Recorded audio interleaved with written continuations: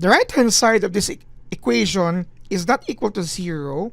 This is a linear in form. That is why this given is a non-homogeneous higher order equation. The solution for a non-homogeneous higher order equation can be expressed in this manner. Y is equal to y sub c plus y sub p.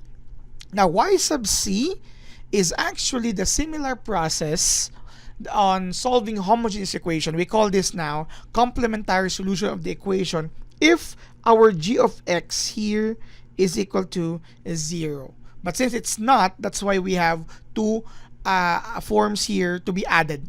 Okay, so we'll be using the same process we did before and determine what are the type of roots from our auxiliary equation, because we have 4 different situations and 4 general solutions. That is number 1, if the roots are real and distinct. Number 2, if the roots are still real but there are repeated roots. 3, if the roots are imaginary. And of course 4, if the roots are imaginary and they are repeated as well. Now, let's look at y sub p. Y sub p is known as the particular solution of this equation when we try to look for the value of coefficients in this given table of particular solution.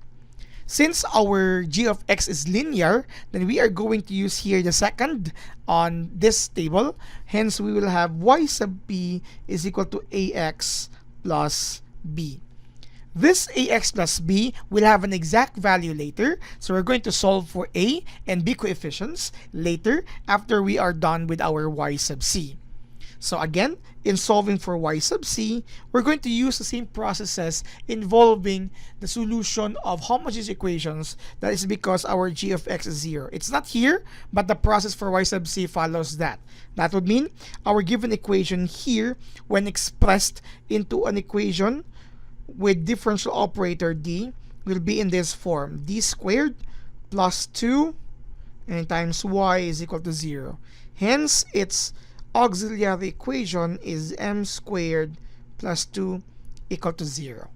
So let's solve for the roots of this auxiliary equation. You can move 2 on the other side.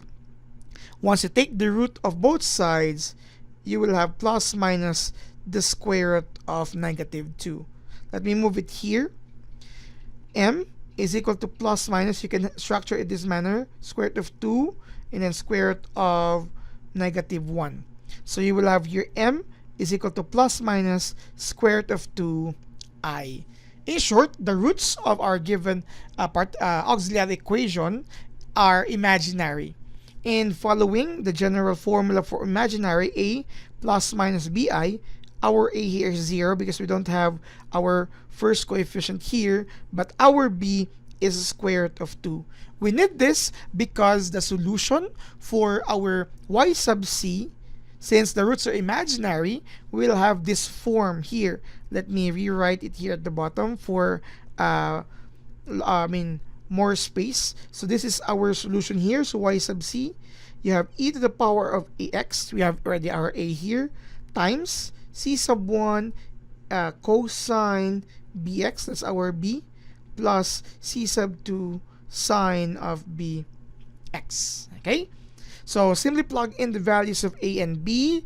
So you will have here your y sub c, e to the power of 0x, c sub 1 cosine of square root of 2x, plus c sub 2 sine of square root of 2x. Since it's just equal to 1, you will have here y sub c is equal to c sub 1 cosine of square root of 2x plus c sub 2 sine of square root of 2x. This is still y sub c, and our general solution should have y sub p, so we will be using this. Okay, so let me transfer that here. So our y sub p, according to our table earlier, is ax plus b. What we would like to do here is to solve for a and b coefficients. And our equation earlier is expressed in this manner. Let me also rewrite it here.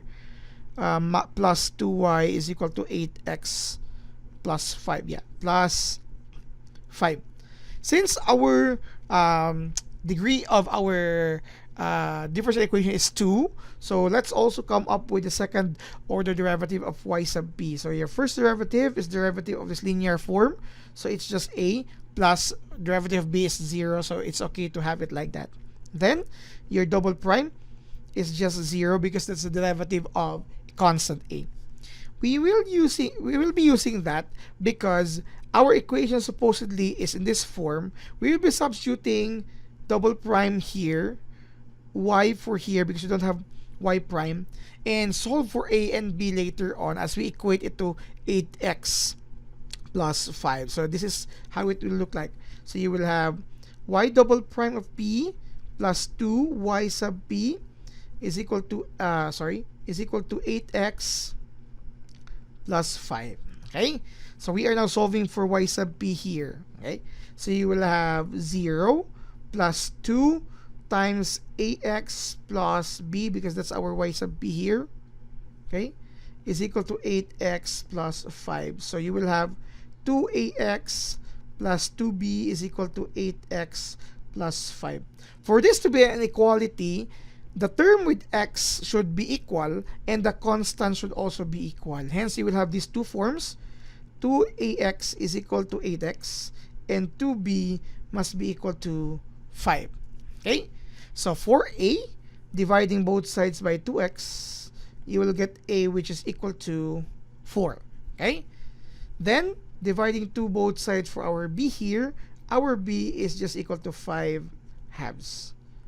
With these two coefficients now, going back to our y sub b, which is just ax plus b, so our y sub b, which is just ax plus b, will have the final form of a, which is 4x, plus b, which is 5 halves. This is our y sub b.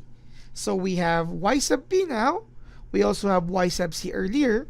And our solution, as mentioned here earlier, is just the sum of 2. So you have y sub c plus y sub b. We'll just be combining them. And since I don't have much space, pardon me if I cannot write it in one horizontal line because your y sub c is very long. So y is equal to this, your y sub c, c sub 1 cosine of square root of 2x plus c sub 2 sine of square root of 2x. That's just for your y sub c. Then plus your y sub b, which is just 4x, this is one here, plus 5 halves.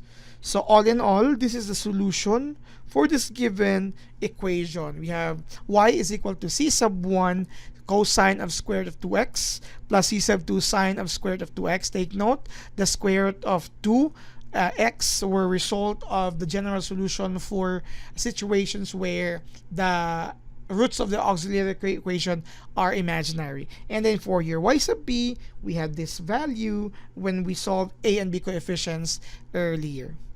Okay? Again, this is based on the table. This is only good for linear because for other situations, this might not be true. Thank you very much for watching.